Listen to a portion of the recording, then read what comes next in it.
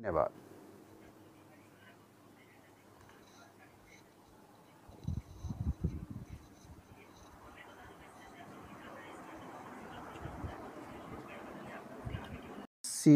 फिर से हम लोग स्टार्ट कर रहे हैं।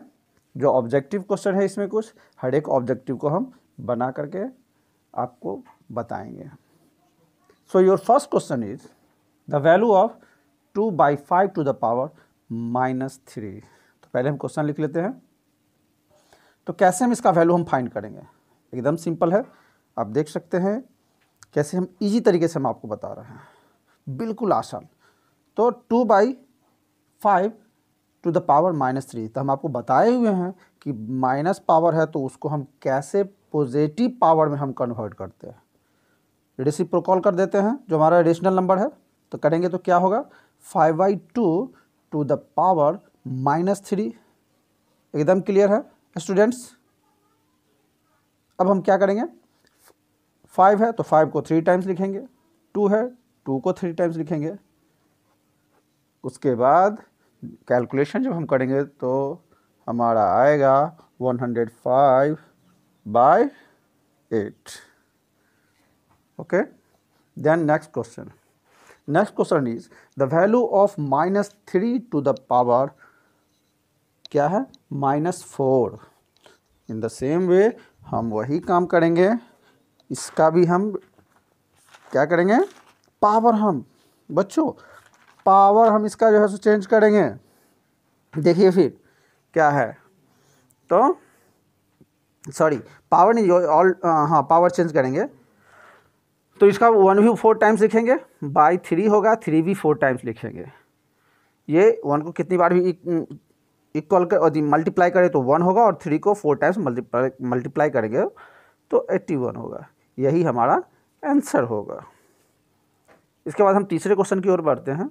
So your third question is the value of the -2 to the power 5 is, क्या होगा इसका? बच्चों ये ऑब्जेक्टिव टाइप, लेकिन आपको सब्जेक्टिव बना करके हम आपको बता रहे हैं कि कैसे होगा ये। तो देखिए इसमें थोड़ा सा ट्विस्ट है कि -2 है, तो -2 अगर है तो पहले हम क्वेश्चन लिख लेंगे।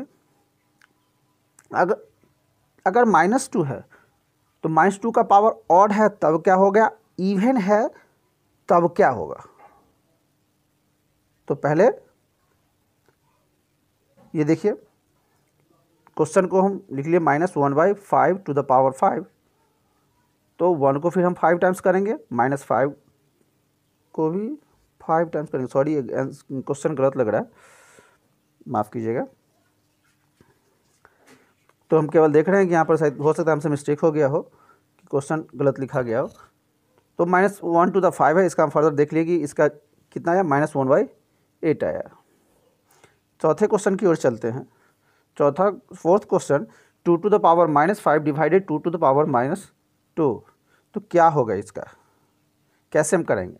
तो एक्सपोनेंट के लॉ में हम पढ़े हैं कि जब डिवाइड के फॉर्म में होता है तो क्या होता है, पावर ऐड हो जाता है कि सब्ट्रैक्ट होगा बच्चों। तो 5 में से 2 गया तो 3, रिजल्ट इसका आएगा, जब माइनस है तो प्लस करेंगे तो 1/3। अब आगे देखते हैं कि क्या है। तो देखिए इसमें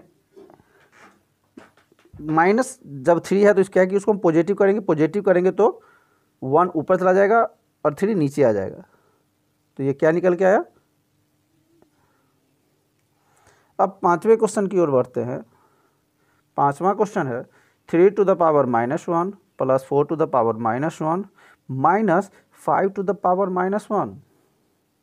अब इसको हम सॉल्व करेंगे तो जैसे ही पावर को हम पॉजिटिव करेंगे तो ये क्या हो जाएगा, 1/3 प्लस 1/4 डिवाइडेड 1/5 हो जाएगा। पहले हम लिख लेते हैं 1/3 प्लस 1/4 ब्रैकेट क्लोज, क्योंकि पावर माइनस में है तो हम ऊपर में हम लिख देंगे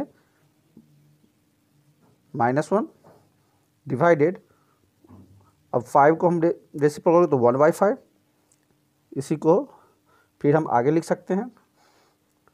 एलसीएम 3 और 4 का एलसीएम 12 हो गया, तो कैलकुलेशन आगे करेंगे तो 7/12 होगा, उसका पावर -1। तो ये हम फिर इसका पॉजिटिव करेंगे तो आगे ये निकल के आएगा। तो फर्दर इसका आंसर कितना हो जाएगा, देख सकते हैं आप 60/7 हुआ। अब हम छठे क्वेश्चन, सिक्स्थ क्वेश्चन की ओर चलते हैं। इसमें आप देख सकते हैं कि 1/2 टू द पावर -2 है, प्लस 1/3 टू द पावर -2 है, प्लस 1/4 टू द पावर -2 है।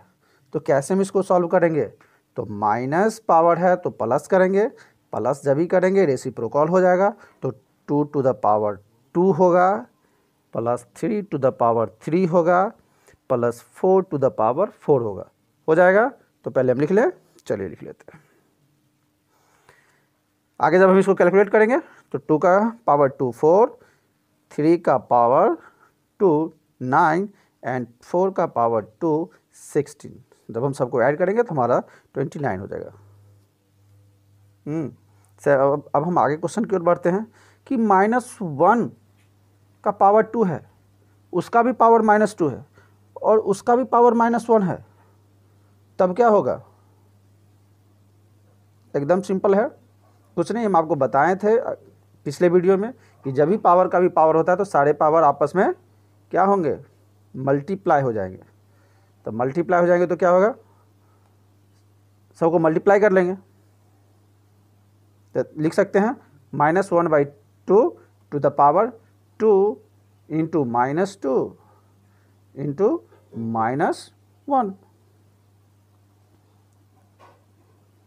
ठीक है बच्चों, बिल्कुल एक्सपोनेंट एकदम आसान सा चैप्टर है, बिल्कुल नहीं घबराना है। तो देख लिए इस तरह से हम इसका कैलकुलेशन करते हैं, आगे सॉल्यूशन निकालेंगे।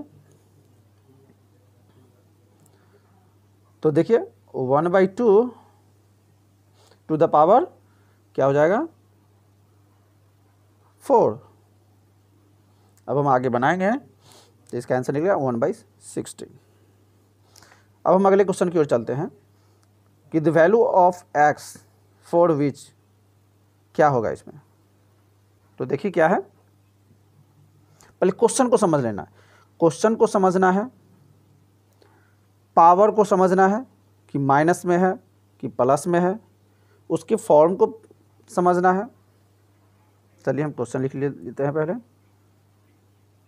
The value of x for which 7/12 to the power -4 into 7/12 to the power 3x equal to 7/12 to the power 5 क्या होगा इसका, इसके लिए x का वैल्यू क्या होगा।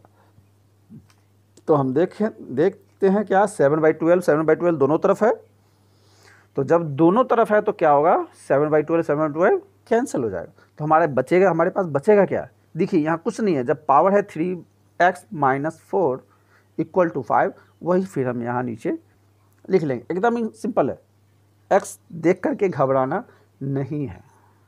तो हमारा नेक्स्ट स्टेप होगा 3x - 4 इक्वल टू 5। पहले हम लिख लेते हैं ये पावर को हम नीचे पहले लिख लेंगे, फिर आगे कैलकुलेट करेंगे। तो चलिए हम पहले लिख लेते हैं कि x उस ढंग से फिर हम कैसे x का वैल्यू निकालेंगे। सो 3x -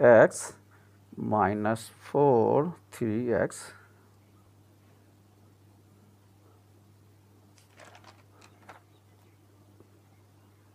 माइनस, हाँ आप देख सकते हैं इस वीडियो में कि कैसे हमने 7/12 को हमने कैंसिल किया है,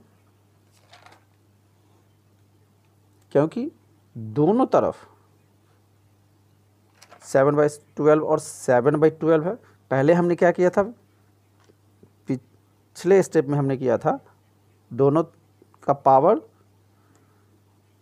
अलग अलग है, बेस सेम था तो हमने पावर को ऐड कर दिया था। अब दोनों तरफ बेस सेम है तो 7/12 कट गया, तो इस ढंग से हमने x का वैल्यू फाइंड कर लिया है। तो देख सकते हैं कि लास्ट में हमारा x का वैल्यू 3 आता है।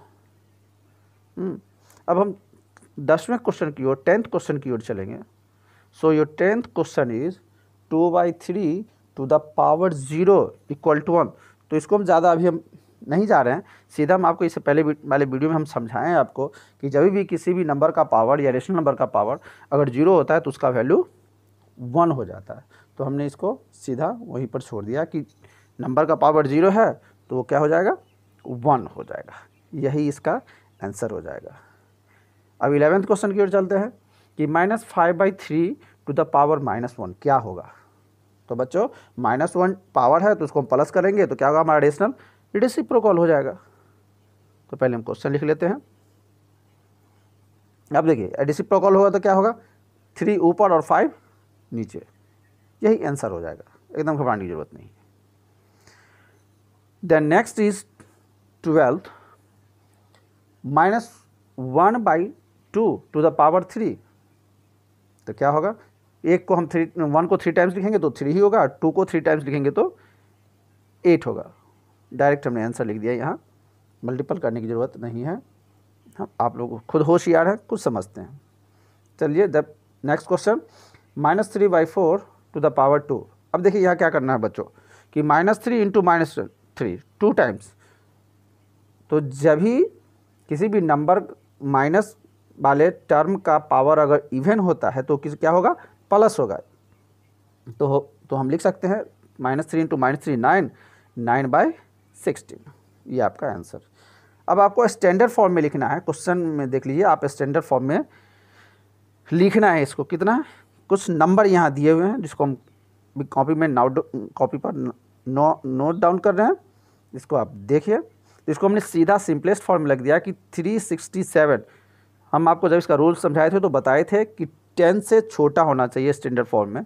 तो स्टैंडर्ड फॉर्म में इसको हम इस तरीके से लिख सकते हैं, 3 × 6 7 × 10 टू द पावर 6 आंसर हो जाएगा। इसी तरह दूसरा भी स्टैंडर्ड फॉर्म में ही लिखना है। तो दूसरे भी स्टैंडर्ड फॉर्म को इस, और क्या होना चाहिए, एक और बात आपको समझाए होंगे कि जो डेसिमल नंबर जो होगा वो 10 से छोटा होना चाहिए और 0 या 1 से बड़ा होना चाहिए। तो यहाँ इस क्वेश्चन का जवाब हम इस ढंग से लिख सकते हैं। तो देखिए ये 0 से छोटा है तो पहले हम क्या करेंगे, इसको 0 या 0 से बड़ा होना चाहिए। तो उस फॉर्म में हम इसको इस तरीके से लिख सकते हैं, 4.63 × 10 टू द पावर -5, ये आपका आंसर हो जाएगा। देन लास्ट क्वेश्चन इज, देखिए ये भी सेम वैसा ही डेसिमल में है, 0 से छोटा है तो पहले हम 0 से बड़ा करेंगे या उसके बराबर करेंगे, तभी हमारा ये जो डेसिमल फॉर्म है उस डेसिमल फॉर्म में आएगा। तो क्वेश्चन पहले हम लिख लिए हैं। अब इसका स्टैंडर्ड फॉर्म लिखेंगे। तो इसका हम स्टैंडर्ड फॉर्म इस ढंग से लिख सकते हैं कि 3.67 × 10 to the power -4 × 10 to the power 4 equal to हो जाएगा 6.67, ये आपका आंसर हो जाएगा। तो बच्चों कैसा लगा वीडियो आप